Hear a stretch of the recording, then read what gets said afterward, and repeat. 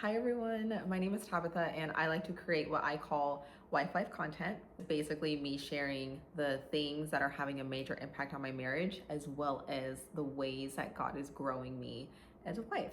So if you're new here, which everyone should be because this is my first YouTube video, welcome. I'm glad you're here. I'm genuinely passionate about talking about this and just doing whatever I can to be the wife that God created me to be and to be happily married to the same man for the rest of my life. My girlies who are not wives yet but aspire to be, you are welcomed here. I'm so glad you're here. I feel like the world conveys such a negative image about marriage and about being a wife. So please allow me to be that positive light for you because we love our husbands over here. We love marriage over here. It is beautiful. So coming in strong with talking about something that I think is super important, but also not talked about enough. That is the power that God has given us as wives. I don't think we fully understand just how much power we have in our homes and over our husbands as wives. We set the tone, we set the atmosphere, we set the mood,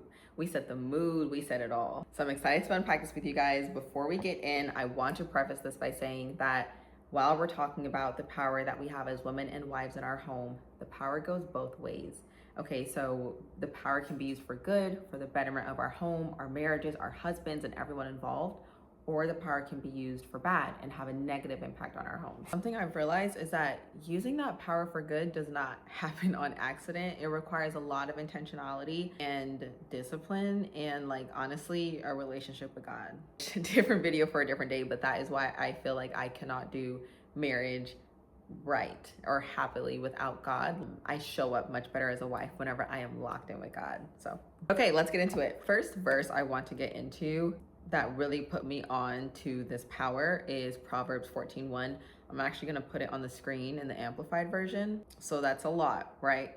The power we're seeing in this verse is the power to lift up our home or the power to bring it to destruction. So like, you see what I'm saying? Like, it can be used for good or bad. How do we lift up our home? That's why I love the amplified version, because it's so juicy. But it says we uplift our home by applying godly principles. And the same question, how do we bring our home to destruction? By a lack of godly principles. And those godly principles are lacking in us. So when I first came across this verse, I was like, okay, so what are the godly principles? Like, what do I have to do?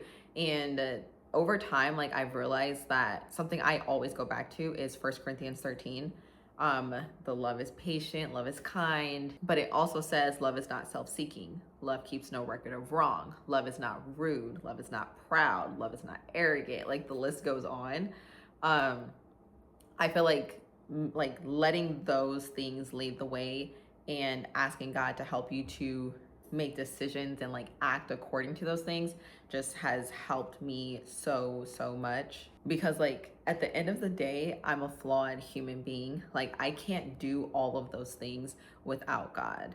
And I can only try for so long. I can only try to be patient for so long. I can only try to forgive for so long. That is another reason why I love the relationship with God, because it allows me to just be able to ask him for help. Like, of course, I still have to try, and I feel like God wants us to try, but I don't have to do it on my own. I can ask him to help me do these things. Like, I'm just a girl.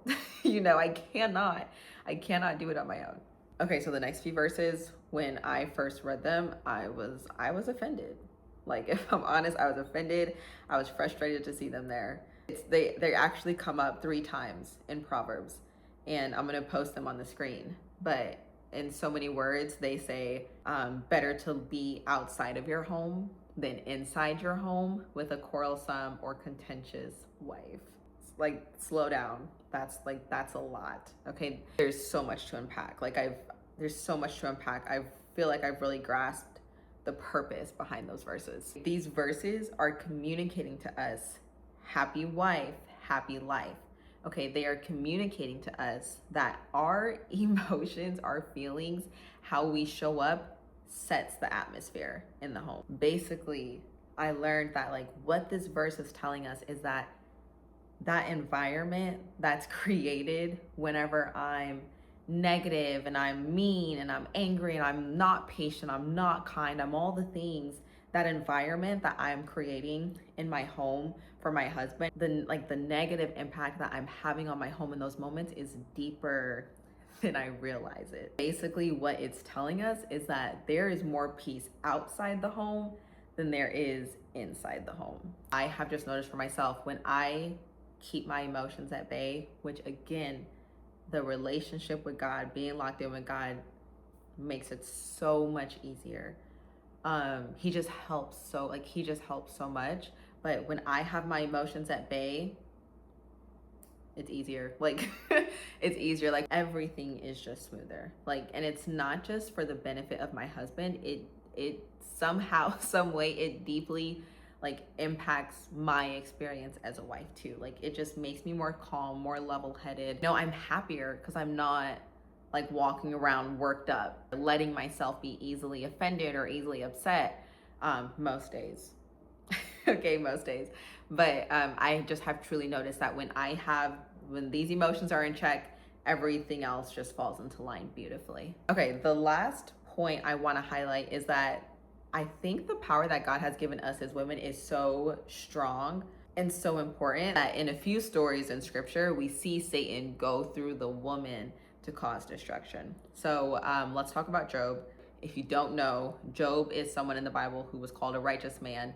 And one day he just really lost it all. He went through it. He was dragged through the mud, however you want to put it. No one has gone through what Job has been through. Basically, how it started was Satan went to God and was like, you think Job is all this and all that. You think he's so righteous, but if I take everything he has, I bet he will curse you to your face. He will just talk about you so bad, he will curse you to your face. And God was like, okay, bet. Let's see. So Satan does what he does. He takes some stuff from Job, and Job is like deeply grieved. You know, he's sad, he's depressed, he's just like deep in anguish. And his wife comes up to him and says, why are you holding your integrity? Just curse God and die. Like, her advice to her grieving, depressed husband was to curse God.